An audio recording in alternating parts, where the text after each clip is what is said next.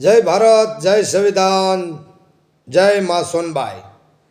માથું ચડાયું શિવને તારું ધડ ધીંગાણું કરે.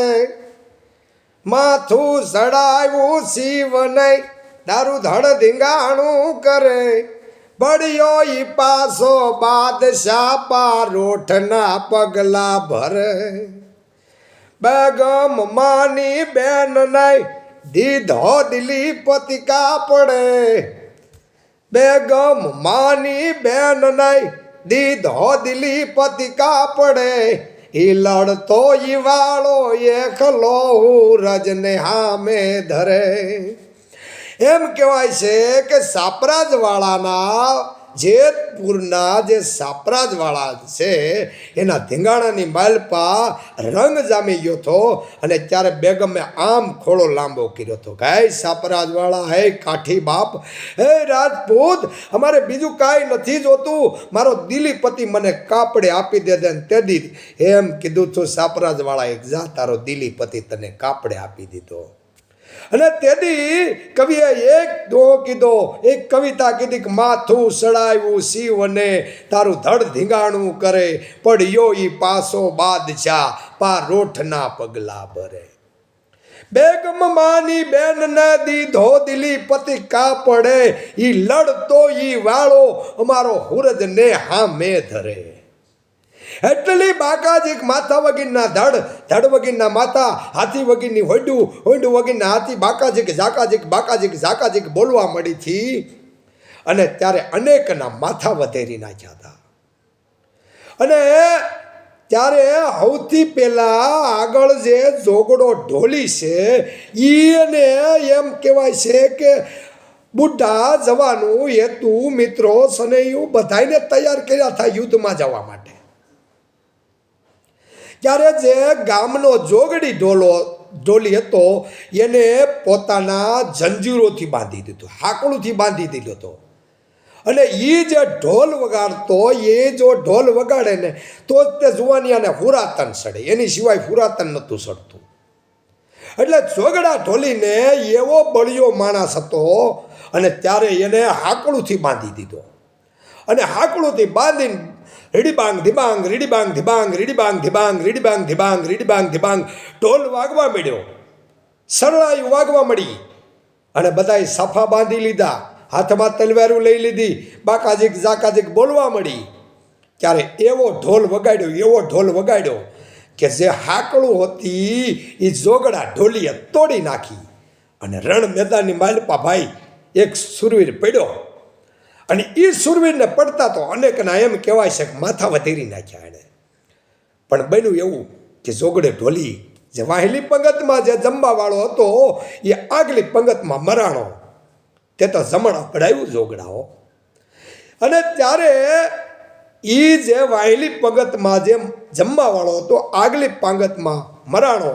અને પછી સાપરાજવાળે ધીંગાણાને કામ કર્યું. હો ભાઈ, બાકાજીક ઝાકાજીક બાકાજીક ઝાકાજીક, માથા વગીરના ધડ, ધડ વગીરના માથા, હાથી વગીરની હોંડું, હોંડું વગીરના હાથી, બાકાજીક ઝાકાજીક. અનેકને એમ કહેવાય છે કે દિલ્હીનું દળકટક આવ્યું છે.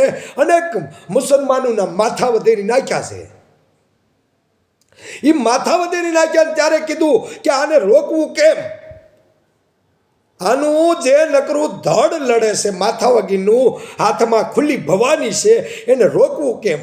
એમાં કોકે કીધું કે આ હિન્દુની માલપા અને ગળીનો દોરો આડો નાખો ને તો આનું ધડ શાંત થાય. પછી ગળીનો દોરો આડો નાખ્યો ત્યારે સાપરાજવાળાનું ધડ શાંત થયું. અને એ અનેક એવા અપ્સરાઓને જે વરવાનો હતો, એક અપ્સરા જે રડતી હતી એને જોગડો ઢોલી વરવાનો હતો. અને જે અપ્સરા દાંત કાઢતી હતી એ સાપરાજવાળાને વરવાની હતી.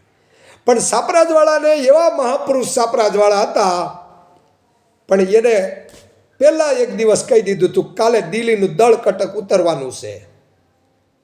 પણ એ તોય એને ખબર ન પડી. પછી એના બાપ એભલવાળાને આવીને વાત કરી હતી. અને એ એક ગામના પુણ્યો મોસી સાધુ સંતોનો સેવક હતો.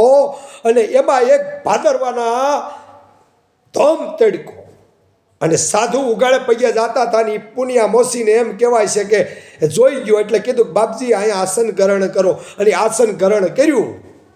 અને આસન ગ્રહણ કરતા હતા સાધુ એની ઉપર ઓળ ઘોલશો બાવલીઓ અને કીધું કે માંગી લે કે બાપુ મને કાંઈક એવી વસ્તુ આપો કે જે મેં કોકનું સારું કામ કરી શકું.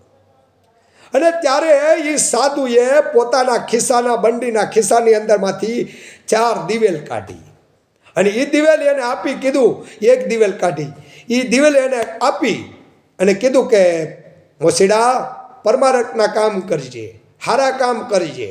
જો તું નબળું કામ કરે તો તારો તો નાશ થાય, પણ આઈનો જે રાજા છે એનોય નાશ થાય. અને ત્યારે એ જે મોસીડો હતો એને કમોતે મોત હુજવું લાગે કે હું છું. એ તો ઇતિહાસ બહુ મોટો છે મિત્રો, પણ એ હાનના ટાઈમે દીવી પકતા તો એમાંથી 4 દૂત ઉત્પન્ન થતા. અને ત્યારે કીધું બોલો શું કરવાનું છે, અમે તમારા હુકમ માનવા તૈયાર છીએ. અને ત્યારે એણે કીધું કે જાઓ દિલ્હીની શહેજાદીને ઉપાડી આવો. અને એ દિલ્હીની શહેજાદીને રોજ ખાટલો લઈ આવે અને પાછા 5 વાગે તો ન્યા હોય.